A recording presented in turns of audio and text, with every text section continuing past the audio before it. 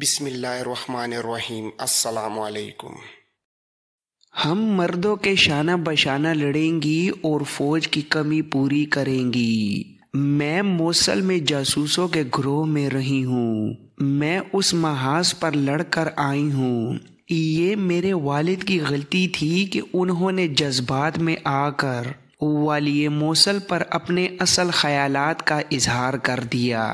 اگر وہ نہ پکڑے جاتے تو وہاں ارادے کچھ اور تھے۔ ہم وہاں تباہ کاری نہ کر سکے اور ہمیں وہاں سے نکلنا پڑا۔ ان چاروں لڑکیوں کی آپ بیتی اور سائیکا کی باتوں نے لڑکیوں کے جذبے کی شدت میں اضافہ کر دیا۔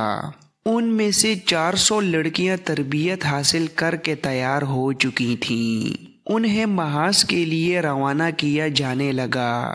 چاروں لڑکیوں نے چند دنوں میں کچھ تربیت حاصل کر لی تھی، لیکن انہیں روک لیا گیا۔ ان میں انتقام کا جذبہ اتنا زیادہ تھا کہ وہ اسی جیش کے ساتھ محاذ پر جانے کی ضد کرنے لگیں۔ فاطمہ، حمیرہ اور سحر کی ضد اتنی سخت تھی کہ تینوں رو پڑیں۔ ان کی آنکھوں میں خون اترا ہوا تھا۔ سلطان نور الدین زنگی کی بیوہ نے انہیں بھی 400 کے اس جیش میں شامل کر لیا۔ ان کے ساتھ 100 رضاکار مردوں کو بھیجا گیا۔ انہوں نے لڑنے کی تربیت حاصل کر لی تھی۔ ان کا کمانڈر حجاج ابو وقاص تھا۔ نور الدین زنگی کی بیوہ نے حجاج ابو وقاص کو ایک تحریری پیغام دے کر کہا کہ یہ سلطان صلاح الدین ایوبی کو دے دینا۔ میں نے سب کچھ لکھ دیا ہے۔ تم انہیں یہ بتانا کہ یہ لڑکیاں زخمیوں کی دیکھ بھال کے لیے تیار کی گئی ہیں۔ ایک بار پھر سن لو، ان لڑکیوں اور رضاکار محافظوں کو اپنے ساتھ رکھنا۔ انہیں شب خون مارنے کی تربیت دی گئی ہے اور لڑکیاں بھی لڑ سکتی ہیں۔ زخمیوں کو سنبھالنے کے بہانے تم سب لڑو گے۔ فوج کے سامنے رکاوٹ نہ بن جانا۔ جہاں موقع ملے دشمن کو کمزور کرو۔ میں نے لڑکیوں کو بتا دیا ہے کہ دشمن کے ہاتھ زندہ نہ آئیں۔ وہ خود کہتی ہیں کہ پکڑے جانے کا خطرہ ہوا تو وہ اپنی تلوار سے اپنے آپ کو ختم کر دیں گی۔ 400 لڑکیوں اور 100 رضاکار مردوں کا یہ دستہ گھوڑوں پر سوار دمشق سے روانہ ہوا تو سارا شہر امٹ کر باہر آ گیا۔ لوگوں نے جانے والوں پر پھول برسائے اور لوگوں کی طرف سے اس قسم کی صدائیں بلند ہو رہی تھیں: واپس نہ آنا، آگے جانا اور صلاح الدین ایوبی سے کہنا کہ دمشق کی تمام عورتیں آئیں گی۔ اللہ تمہیں فتح دے گا۔ اسلام کا کوئی دشمن زندہ نہ رہے۔ شہر کے بہت سے آدمی گھوڑوں اور اونٹوں پر سوار دور تک اس جیش کے ساتھ گئے۔ رمضان کا مہینہ تھا۔ راستے میں ایک رات پڑاؤ کرنا تھا۔ افطاری کے وقت سے کچھ دیر پہلے قافلہ ایک جگہ رک گیا۔ لڑکیاں کھانے کی تیاریوں میں مصروف ہو گئیں اور مرد خیمے نصب کرنے لگے۔ اپریل کا مہینہ تھا۔ راتیں سرد ہو جاتی تھیں۔ گھوڑوں کے اس قافلے کے ساتھ اونٹ بھی تھے جن پر خیمے لدے ہوئے تھے۔ ان خیموں میں برچیاں، تلواریں اور تیر و کمان لپٹے ہوئے تھے۔ سورج غروب ہونے سے ذرا پہلے 12 گھڑ سوار آ گئے۔ یہ سلطان صلاح الدین ایوبی کے چھاپہ مار تھے جو دمشق سے محاذ پر جانے والے راستے کی حفاظت میں گھوم پھر رہے تھے۔ انہوں نے لڑکیوں اور رضاکاروں کے قافلے کو دیکھ لیا تھا۔ ان 8 سواروں کو اپنی طرف آتا دیکھ کر امیر کارواں ابو وقاص آگے بڑھا۔ چھاپہ ماروں کا کمانڈر انطانون تھا۔ اس نے ابو وقاص سے پوچھا کہ وہ کون ہیں اور کہاں جا رہے ہیں۔ ابو وقاص نے اسے مکمل جواب دیا اور مطمئن کر دیا۔ چھاپہ ماروں کو دیکھ کر بہت سی لڑکیاں دوڑی گئیں اور ان کے گرد جمع ہو گئیں۔ سب کا یہی ایک سوال تھا کہ محاذ کی کیا خبر ہے۔ انتانون نے انہیں بتایا کہ جنگ ابھی شروع نہیں ہوئی اور کچھ کہا نہیں جا سکتا کہ کس وقت شروع ہو جائے۔ فاطمہ بےتابی سے آگے بڑھی اور انتانون کا ہاتھ پکڑ لیا۔ انتانون نے فاطمہ کو گمشتگین کے حرم سے نکالا تھا۔ ابو وقاص نے انتانون سے کہا کہ وہ افطار ان کے ساتھ کریں اور کھانا بھی انہی کے ساتھ کھائیں۔ سب بکھر گئے، ہر کوئی کسی نہ کسی کام میں مصروف تھا۔ انتانون اور فاطمہ نے اتنا موقع پیدا کر لیا۔ انتانون نے اسے رات کو ملنے کی ایک جگہ بتا دی۔ دمشق سے دور اس ویرانے میں اذان کی صدائے مقدس گونجی۔ سب نے روزہ افطار کیا، نماز پڑھی اور کھانا کھایا۔ سب دن بھر کے تھکے ہوئے تھے، جنہیں سونا تھا وہ سو گئے۔ لڑکیوں نے ٹولیوں میں بٹ کر اللہ سبحانہ و تعالی کی حمد و ثنا شروع کر دی۔ چھاپا ماروں نے ان سے کچھ دور اپنا ڈیرا جما لیا۔ انتانون اپنی پارٹی کو یہ کہہ کر چلا گیا کہ وہ ادھر ادھر دیکھ بھال کرنے جا رہا ہے۔ فاطمہ چپکے سے لڑکیوں میں سے غائب ہو گئی۔ وہ خیمہ گاہ سے دور ایک جگہ کھڑی انتانون کا انتظار کر رہی تھی کہ انتانون بھی آ گیا۔ فاطمہ کے ساتھ اس کی پہلی ملاقات حران میں ہوئی تھی۔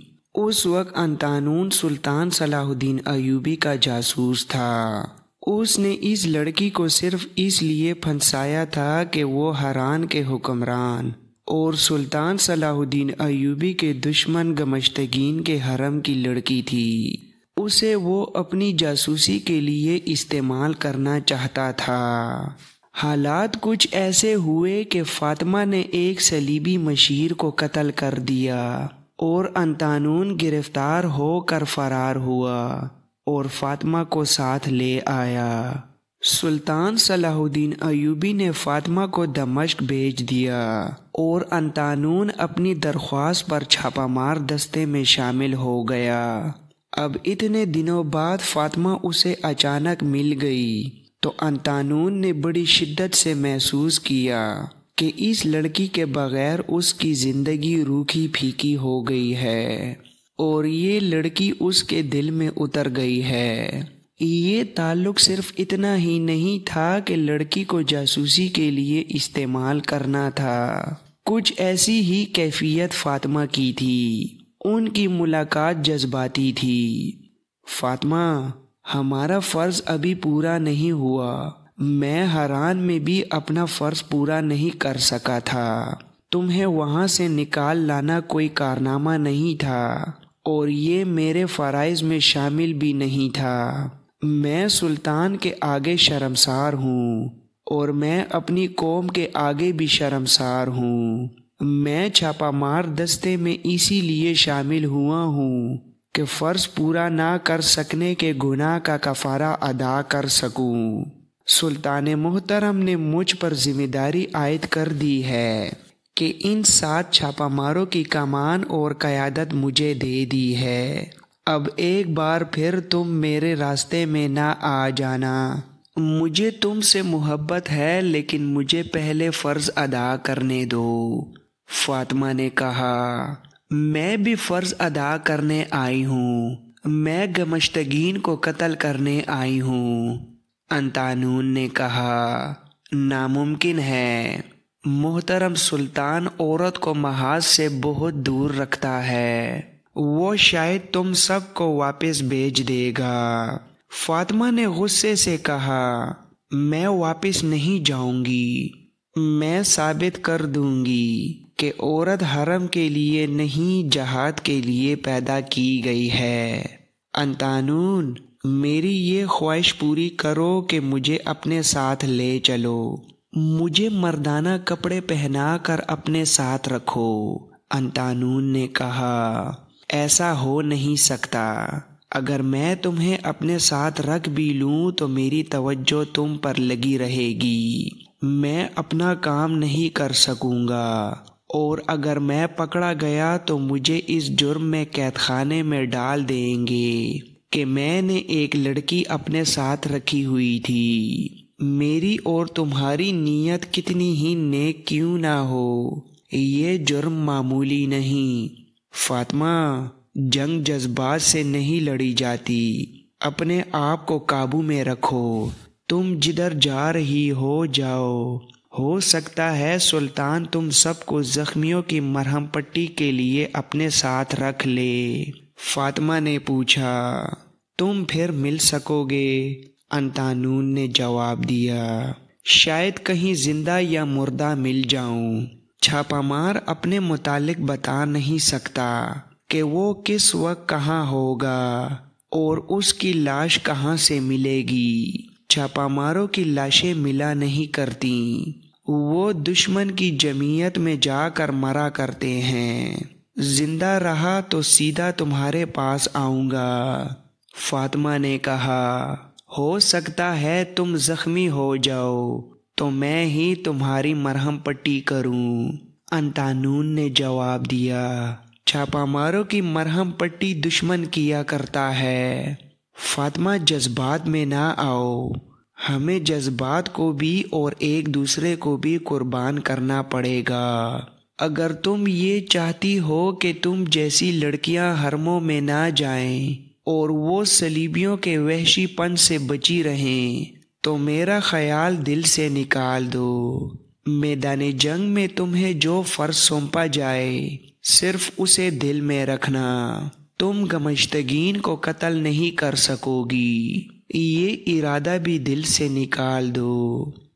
سلطان صلاح الدین ایوبی کی سرگرمیاں دو ہی تھیں، میدان جنگ کا نقشہ دیکھتا اور اس کی لکیروں میں کھویا رہتا، یا گھوڑے پر سوار اپنی فوج کی مورچہ بندیاں دیکھتا رہتا تھا۔ وہ کچھ دیر کے لیے یا موزوں وقت تک کے لیے دفاعی جنگ لڑنے کا فیصلہ کر چکا تھا، وہ اصل جنگ قرون کے اندر لڑنا چاہتا تھا جس کی اس نے اسکیم بنا رکھی تھی، لیکن ایک پہلو اسے پریشان کر رہا تھا۔ بائیں پہلو پر تو چٹانیں اور ان کے پیچھے پہاڑیاں تھیں، لیکن دائیں پہلو پر چٹانیں زیادہ نہیں تھیں، ان کے پیچھے کچھ میدان تھا۔ دشمن اس طرف پیش قدمی کر کے یا ہلہ بول کر آگے نکل سکتا تھا، اس سے سلطان ایوبی کا سارا پلان تباہ ہونے کا خطرہ تھا۔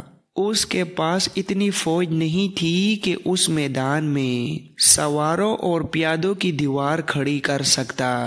قریبی چٹان پر اس نے تیر انداز بٹھا دیے تھے، لیکن یہ انتظام کافی نہیں تھا۔ میدان کے لیے اس نے 2 دستے سوار اور پیادہ تیار کر لیے تھے، لیکن انہیں ابھی چھپا کر رکھا ہوا تھا۔ سلطان صلاح الدین ایوبی کو یہ میدان پریشان کر رہا تھا۔ ان دستوں کے علاوہ اس نے ایک منتخب دستہ اپنے پاس رکھ لیا تھا۔ وہ ایک چٹان پر کھڑا ادھر دیکھ رہا تھا کہ دور افق سے اسے گرد اٹھتی نظر آئی۔ ایسی گرد فوجی اچھی طرح پہچانتے تھے، وہ کوئی سوار فوج آ رہی تھی۔ گرد کے پھیلاؤ سے پتہ چلتا تھا کہ گھوڑے ایک صف میں نہیں بلکہ 4 یا 6 کی ترتیب میں ایک دوسرے کے پیچھے آ رہے ہیں۔ دشمن کے سوا اور کون ہو سکتا تھا؟ سلطان ایوبی نے غصے سے پوچھا، کیا اس راستے پر اپنا ایک بھی آدمی نہیں تھا؟ تیاری کا حکم دو۔ تیاری کے نعرے بج اٹھے۔ فوج کو جس طرح دفاع کے لیے تیاری کی مشق کرائی گئی تھی وہ اسی طرح تیار ہو گئی۔ ذرا سی دیر بعد گھوڑے نظر آنے لگے، ان کی چال دشمن والی یا حملے والی نہیں تھی۔ سلطان ایوبی نے حکم دیا کہ 2-4 سوار دوڑاؤ اور دیکھو یہ کون لوگ ہیں۔ سوار دوڑا دیے گئے اور جب وہ واپس آئے تو دور سے چلانے لگے، دمشق سے رضاکار آئے ہیں اور ساتھ میں عورتوں کی فوج ہے۔ سلطان ایوبی نے حیران ہو کر پوچھا، عورتوں کی فوج؟ اس نے ذرا توقف سے سکون کی آہ لے کر کہا، یہ فوج میری بیوہ بہن نے تیار کر کے بھیجی ہوگی۔ سلطان نور الدین زنگی مرحوم کی بیوہ ہی یہ کام کر سکتی ہے۔ سلطان ایوبی نے ہنسنا شروع کر دیا۔ عینی شاہدوں کا بیان ہے کہ وہ اتنا کبھی نہیں ہنسا جتنا اس دن ہنسا تھا۔ ہنستے ہنستے وہ سنجیدہ ہو گیا اور اپنے پاس کھڑے سالاروں سے کہنے لگا، میری قوم کی بچیاں تمہیں فتیاب کر کے دم لیں گی، ہم کیوں نہ مر مٹیں ان بچیوں کی آبرو پر، لیکن میں انہیں واپس بھیج دوں گا۔ اگر ایک بھی لڑکی دشمن کے ہاتھ چڑھ گئی تو میں مر کر بھی چین حاصل نہیں کر سکوں گا۔ وہ چٹان سے اتر کر آگے چلا گیا۔ لڑکیوں اور رضاکاروں کی فوج قریب آ گئی۔ اس کا کمانڈر ابو وقاص گھوڑے سے اتر کر سلطان ایوبی کے پاس آیا۔ سلام کے بعد سلطان نور الدین زنگی کی بیوہ کا تحریری پیغام دیا۔ اس نے لکھا تھا، میرے بھائی، اللہ تمہارا حامی و ناصر ہو۔ میرا شوہر زندہ ہوتا تو تم اتنے سارے دشمنوں کے سامنے اکیلے نہ ہوتے۔ میں تمہاری کوئی مدد نہیں کر سکتی۔ جو مجھ سے ہو سکتا تھا وہ پیش کر رہی ہوں۔